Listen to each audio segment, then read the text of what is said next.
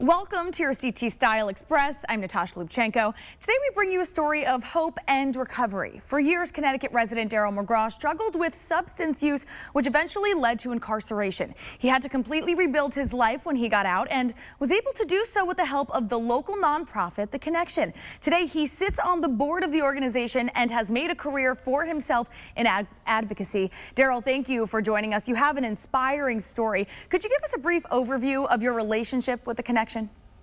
Sure. Yeah. Thank you. And thank you for having me. Thank you for the opportunity. So basically, I had spent 10 years of my life cycling in and out of the correction system on what I like to call the installment plan, right? Which means I would go in, come out, go in, and I kept finding myself back in and out of the system. And the common denominator was substance use, right? And I remember one of my first trips to incarceration, I was given the opportunity to get a halfway house. And that halfway house was a Cochegan house, which was connected to the connection, right? So, and that actually gave me, a really great start. Having that opportunity to go to the halfway house gave me a start. I was in college. I started college. My college career started there. I also got my first apartment on my own, so it really set me up set up a nice foundation for me to, restart my life. I wish I could say that I took full advantage of that, but it took me a couple more trips and stumbles. A lot of times I talk about the pebbles and the boulders, and it's the pebbles that trip us up. The boulders are things that we can see. So I took a couple more trips before I really got it, but I always was able to stay close to the connection, checking in, there was a house manager named Edie who just had that human connection with people, and like she was like a mom of moms, so I'm always, hence why I'm a board member now, because I believe in the mission. That's why they call it The Connection, right? That human connection is so important in recovery. And when you were in the halfway house, what was the support like from the staff? You touched on this. And why was the support instrumental in your recovery? Well, it was a real house. It was a house, and interesting, it was right outside the prison, right? But the atmosphere was like a house. Edie was the ED,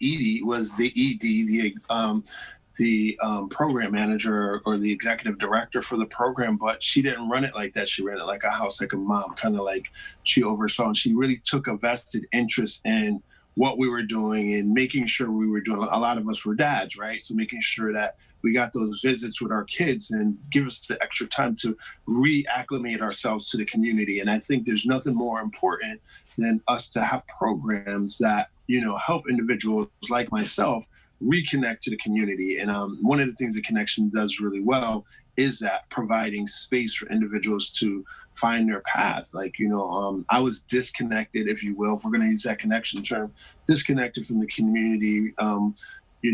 When you're using substances, you're not a member of society, but it took some time for me to, get it together and then want to be an active participant in my community, and that's where I've been ever since. And now for those who might be struggling with what you have struggled with in the past, why would you recommend them to try a program like this? Why are they so important? Well, I think that the programs, I always talk about CSI in any conversation I have, right? And it's not crime scenes investigators, it's community, systems, and individuals, right?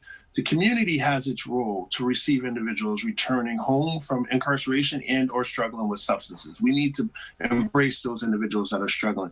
The system has its duty to make sure that there are spaces for these individuals to recover, if you will. And then the individual has this, what we call skin in the game. The individual has to have that willingness to want to achieve better for themselves, right?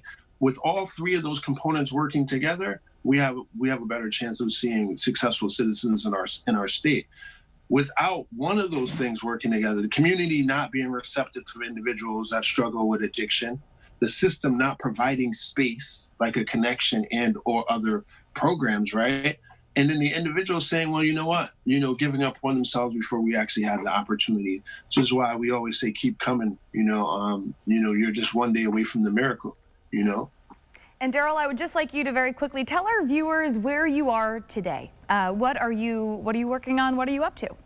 So, yeah, in a short time, I was released from prison June 10th, 2010. And since then, you can check my bio, I've had some amazing opportunities. And most recently, I was appointed to be the new DEI director for the public defender's office, and which is an opportunity for me, and someone who came from where I came from, to be able to sit in at the table and help people understand, number one, the disparities that Black and brown people experience when coming in the criminal justice system, but also talk about what that experience was like for me when I was standing on the other side of the table, and hopefully together we could start to dismantle a lot of the barriers and issues that are out there right now that are preventing people from not only surviving, but we'd like to see people thriving. So with the connection, the public defender's office, we have a great opportunity in the state of Connecticut to really help individuals get their lives back on track, and so that's what I'm in for. Absolutely. And Daryl, finally, you have an event coming up. Could you tell us quickly about that? Yeah, the motorcycle ride is coming up, so definitely go to the website, and we're having a fundraiser. It's going to be a ride for recovery, so we're excited for individuals. And if you ride, make sure you come out. Make sure you come. I will be there. I don't ride a motorcycle. I ride a slingshot, but I will be there with my slingshot.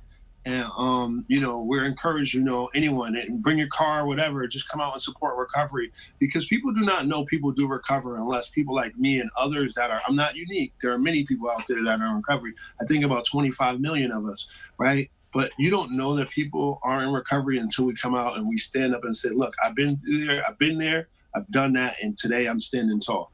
So, come out and support recovery. Recovery is what's up. Recovery is possible. And then I'm excited, and thank you for giving us the opportunity for me to be the voice for those. And last but not least, anyone that's struggling, if just today is your first day in recovery, I encourage you to hold on, reach out to me. I'm accessible, I'm easy accessible. Family members, don't give up on those people. This is a we thing, not a me thing. All right, Daryl McGraw, thank you for your time today, your encouraging words, and for sharing your story. Well, thank you. All right, and if you would like to learn more and to donate to the Connection's 50th anniversary campaign, which is going on now, visit theconnectioninc.org. Thank you for watching today's CT Style Express. I'm Natasha Lubchenko. Have a great day.